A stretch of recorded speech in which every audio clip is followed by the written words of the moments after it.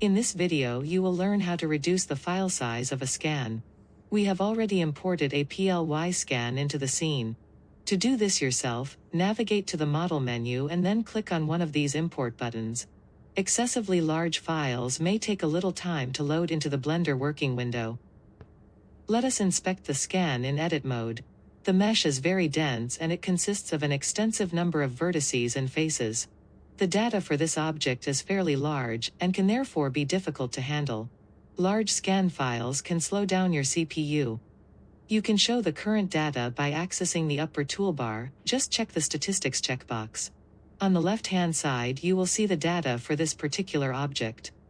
There are over 1 million vertices, and this is a lot of data compared to some STL scans.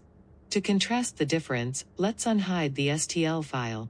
To view the collection, navigate to the View button on the right side of the toolbar, then scroll down to Collections. You can also unhide the scan through the outliner window as well.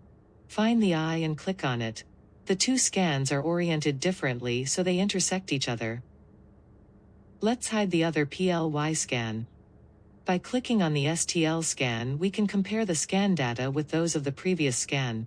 This scan has just over 100,000 vertices, and this is around 10 times less than the other PLY scan. We will display both scans again. In edit mode, let us compare the difference in the mesh geometry. You will notice a significant difference in the density between the two scans. Since it is not ideal to work with such a large file size, we will show you how to reduce this. Exit the edit mode by pressing the Tab key. Select the PLY scan, and then press the Reduce File Size button in the menu. In the slider you can set the ratio in which you want to reduce the file size to. Accept this value. This will take some time to process, please be patient. Once done, note the data change. The object now only contains half of the vertices than before. If you like you can repeat this process again.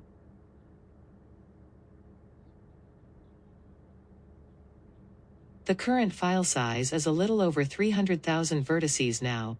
At this point, let's take a closer look at the mesh of the scan.